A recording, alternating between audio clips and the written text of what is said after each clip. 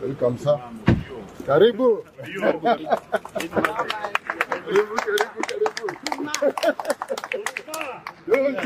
Particulars of the offense being George Natembea between 1st January 2023 and 30th April 2025 within the Republic of Kenya, being an agent of a public body to which the governor of the county government of Tanzania knowingly acquired and indirectly pecuniary interest in the sums of Shillings 1,127,900 from Mercy Chelagat, the director of Lima Agro Science Limited and the proprietor of Maira Stores, which traded with the county government of Trans Nzoia. Is it true or not true? Not true.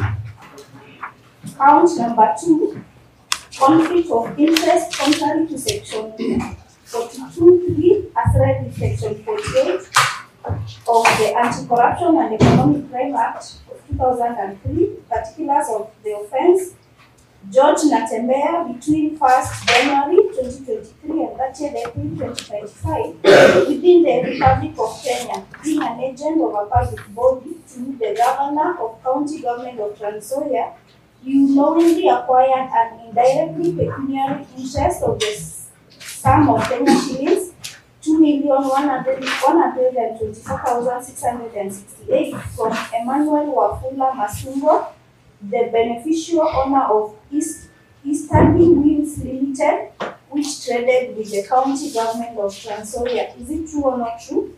It's not true.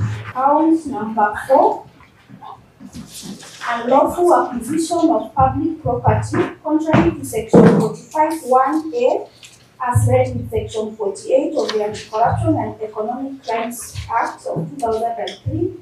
Particulars being George Natembea between 1st January 2025 and 30th April 2025 within the Republic of Kenya, being the governor of Trans Nzoia County Government, you unlawfully acquired public property to which Kenya shillings 3,252,568, being part of the payment made by public government of Trans Nzoia to Lima Agro Science Limited, Maira Stores and Easterly Winds Limited in conflict of your public interest. Is it true or not true? Not true.